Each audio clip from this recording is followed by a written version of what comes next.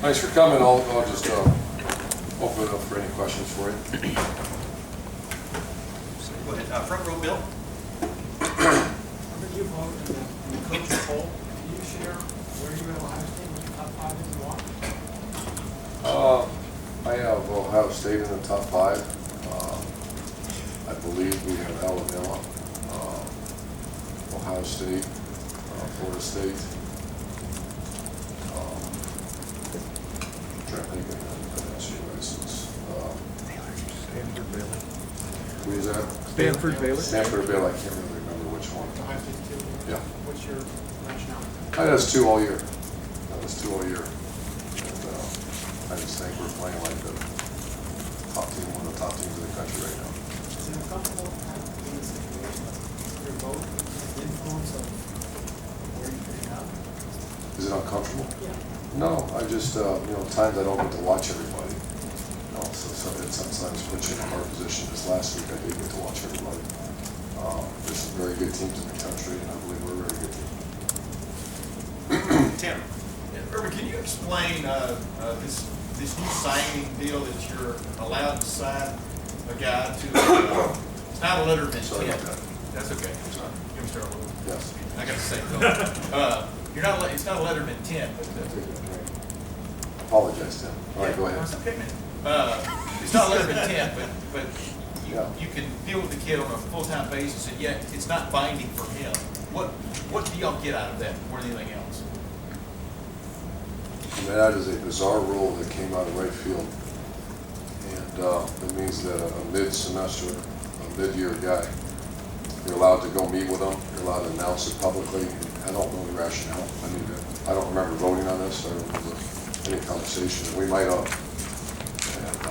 And I'm not sure the rationale. Yeah, but yeah, that's what I'm saying. The benefit is only that you can be with. Oh no, there's a huge benefit. You're allowed to text them, you're allowed to talk to them. You're allowed to, I saw the list. I was like, are you sure? I argued with our compliance guy. I said, there's no way you're allowed to do that. And sure enough, we are. So you're allowed to go meet with them. Unlimited contacts. Think about that. Yeah. So you have unlimited. So there is a ridiculous benefit. But the way I understand it too is that they can still go somewhere else. Right. If it's in a different conference. Hey, another quick follow. Braxton, we talked to you about him a little bit last week. The last time he went to Illinois, he threw the ball one time, or completed one pass to Jake Stoneberg. How much farther along is he in that regard? But do you always go into, when you go into Illinois, you almost have to have 2 game plans based on, you don't know what the wind's going to be like that day. It's been a while since I've been there. I think that's the time to play in this part of the country that you have to be prepared for that. I can assure you that we're in a much different place than we was 2 years ago, and I can see that. I mean, Braxton would be the first one to tell you. Braxton, at this point last year, we weren't real fired up at times to throw the ball. If you remember against Wisconsin, it was, but it's a whole different. We're in a completely different mindset. I have complete confidence in both our quarterbacks and our guys behind. And the guys catching passes. So it's apples and oranges, completely different scenario. Third row middle, David. Urban, before the year, you talked about Jack Muellert as one of the top leaders you've ever had. And now, as he kind of approaches the last few weeks of his career here, has he lived up to that billing? And I guess how have you seen him grow? Jack Muellert has turned himself into a definite high-level pro prospect. He's one of the best leaders I've been around. He's a tough guy that I like to think that people would say that Ohio State's a tough program, and he's kind of the benchmark. Our straight coach has great respect for him for the way he handles his business all the way around, and he certainly lived up to his expectation level, maybe a little bit more, which is expectation level is very high. Front row right, Austin. Urban, it seemed like Curtis Grant and Joshua Perry both had maybe minor issues leading the Purdue game. Was everything okay with those guys? Josh Perry had surgery on a dislocated finger. He practiced full speed today, practiced all last week too, so he's fine. I just in a little bit of a splint right now. Who was the other name? Curtis Grant did not practice today. We expect him back tomorrow. And his was ankle sprain and low back. But he should be ready to go by tomorrow. During preseason and even throughout this year, one is linebackers as the group that maybe had the furthest to go to get to that Ohio standard. Is it because of the depth behind these guys, or are the starters giving you about what you want? Ryan Shazier is starting to play at a very high level, which we expected. Early in the season, he was not. He's playing at a pretty good level right now. It's just the depth, and I like the fact Curtis Strand has played pretty good. Still not Ohio State standard because he's been banged up a little bit in his first year playing, but he's been very adequate at that position anymore, though. He's going to give us more. And Josh Perry has been developed recently.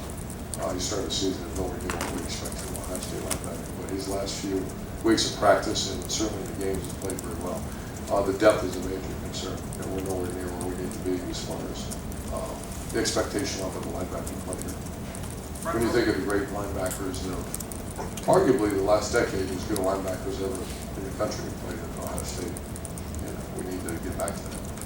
Front row left, Rusty. Urban, what were your impressions of the games that you saw? What did you think of Alabama and LSU, and particularly, did you get a chance to see Michigan, Nebraska, maybe? I did. Watched a lot of football. Like I said, I think there's some very good teams out there, and I really enjoyed watching Oregon Stanford being two very good teams. I saw Alabama and LSU, excellent teams.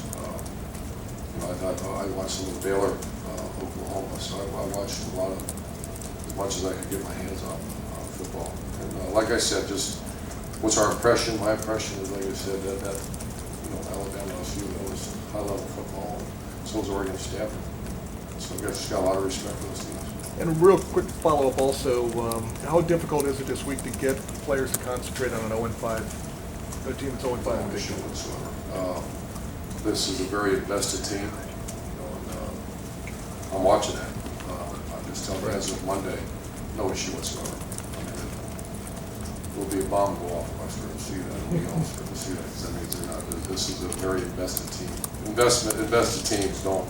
This is all about. Tomorrow we're going to really get after it. Back row left, Kevin. Coach, I want to touch upon the mid-year signings as well that Tim brought up. You said you're allowed to acknowledge these players. Are you allowed to speak on them as if they're signees on Curtis Samuel, Marcellus Jones? And if so, can you speak on them a little bit? And then do you see this? I don't want to screw that up. I'm going to pass on that because it has nothing to do with winning this next game. And I've made stupid errors before, so I think that's what the rule says. Do you see this maybe as a concession to the people that have been really pushing for a second signing period in college football? To be honest with you, I have no idea what comes up with that. I have no idea. Front row, Lori. I was kind of jumping off Tim's question. I know you spend enough time scouting the upcoming opponent, but how much time in advance work do you spend on the game conditions? Do you have the A lot. studies? Absolutely. It's going to be 50 degrees, and we already know the forecast on I get it every day. Exactly what we're expecting weather-wise for that game. That's a big part of it. Every week. And what do you know about Illinois? I coached at Illinois State for 2 years. Visited Champaign many times. When I was a graduate assistant here, played there one time. Big time stadium. I remember that. But it's been a while. So, and we got to be prepared for getting Illinois' best shot. They played some pretty good football as of late. Certainly offensively, the quarterback's leading the league in throwing.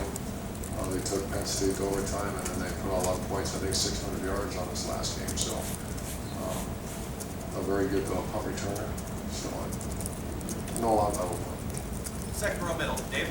You talk about wanting an angry team, Coach. Do you feel like you have an angry team? Is it easy to have an angry team right now and get people saying you'd be on the outside looking in, despite the fact that you guys are undefeated? What's kind of the mindset of the team? I think so. I think that's we use that a little bit. I mean, also I like the term right now, invested. I couldn't say that last year because I don't know. This is a very invested team. So I know those are two little different words, but very similar. Basically you're locked in as a team and you're focused on the next task. That's what this team is right now. Is it frustrating at all, or do you not even let yourself even? No, we've not. I just told them, I've been in this situation before, and you have nothing to do with nothing other than get ready to play, because there's so much football to be played. Front row left, Doug. Urban, just real quick, the one pass completion game 2 years ago, did you watch that game? I don't know, at the time, or have you seen any film of it since, or what do you think of the idea of the team winning the game, completing one pass? Yeah, I heard of that. Win the game however you can. I don't know the conditions. And I know he had a young quarterback and a fairly non-functional group of wideouts. So I would imagine you're going to do what we did, run a quarterback line. And what you got to do to walk out of it. when you think of it, last year you guys were undefeated. Right now you're undefeated. How do you compare your team right now to the team last year? Are you a better team? We're a all the way better around? team. We're a better functioning team. I don't want to disrespect our seniors, because they were such an incredible group of players, and really good players too. So we're just more functional, certainly in offense. On defense, we're not quite, I'm not sure we're quite as good. You remember this time last year is when we hit the accelerator and we played excellent defense. We are playing, I understand, the top 10 in the country in defense, and rushing defense, total defense, and scoring defense. That's pretty good with replacing 9 starters. So we are getting a little better on defense. Compared to the teams last year, I think that's interesting conversation, but we're just more functional, certainly on offense. We're much better on offense than we were a year ago. Defensively, so I'm not sure. And I know before And special teams were much better this year. the block punts and all that stuff that you were dealing with last year, it seems like you're not making the mistakes on special teams you had some last year. If you look at our punt teams have the same players on it every week. And last year was like, we didn't know the guys, and guys are getting hurt, and guys weren't good enough, and we're just performing much higher level. And you've talked about that leadership last year a lot. I know that was a concern coming into this year. How has that part of it worked out, knowing that it was so good last year? How does that compare? Well, I mean, that's a great question. That's something I continue to evaluate. And I think we had an outside company join us, Tim Kite's crew, came in and taught the leadership workshop. A lot of time spent on it through spring, summer, and then we actually did it during training camp. So I've graded a very plus right now. There's some purpose-driven players that are leaders. And that's what you want on a team, and I see it. Back row left, Matt. At this stage of the year with, BCS standings and playing for Big Ten title, is there any more emphasis on how you win games and, quote unquote style points? Or is it still just win the football game? It's win the game, but it's the message is you have to play great. We do. I mean, you're held up really high to be even, mentioned with those other teams. That's be careful what you wish for. That means you have to practice and play like it at a certain level. And so that's all I mentioned to our team. I mean, we practiced at a very, very high level today. And I expect them to play, we all expect them to play, they expect to play at a very high level because you're in the same breath with some very, very good teams. And to maintain that status, you have to play very well. Very well. Last 2 questions. Far right, Blake. Illinois' talent level has been pretty good over the last 10, 15 years.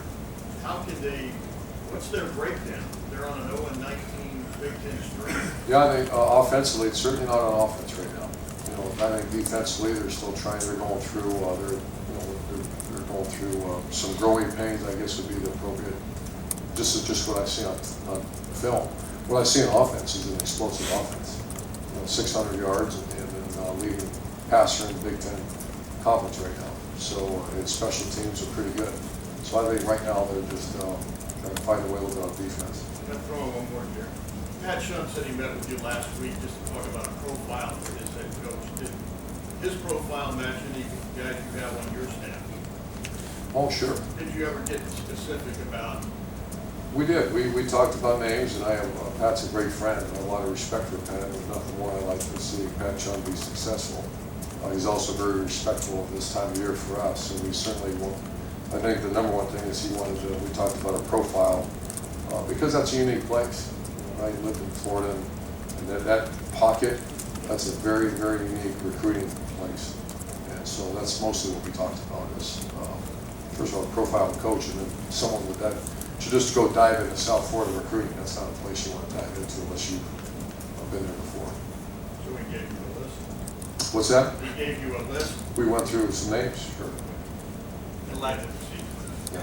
How many? You pull the plug on that? Take it out of the socket.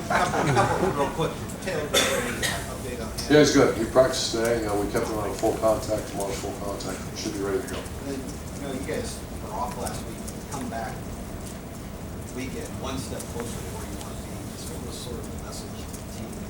Maybe it's reaction. Well, the good thing is the message was this, is that we gave them 4 24-hour segments off. And they were a really fine conditioned team when they left. So the panic button is with me is that we really ran them today. And to just go out and run without explaining what we're doing, especially when you have an intelligent team like this, so that the whole message was, let's get back to where you were a week ago on Wednesday.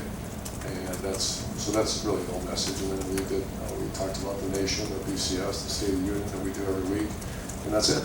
And then our job is to play, once again, I mentioned the previous question, is that, do we have to win with South Point? No, you have to play great though, or you'll no longer be in the same breath with those other teams. Coach, thank you very much. Thank you, guys. Give us a ball.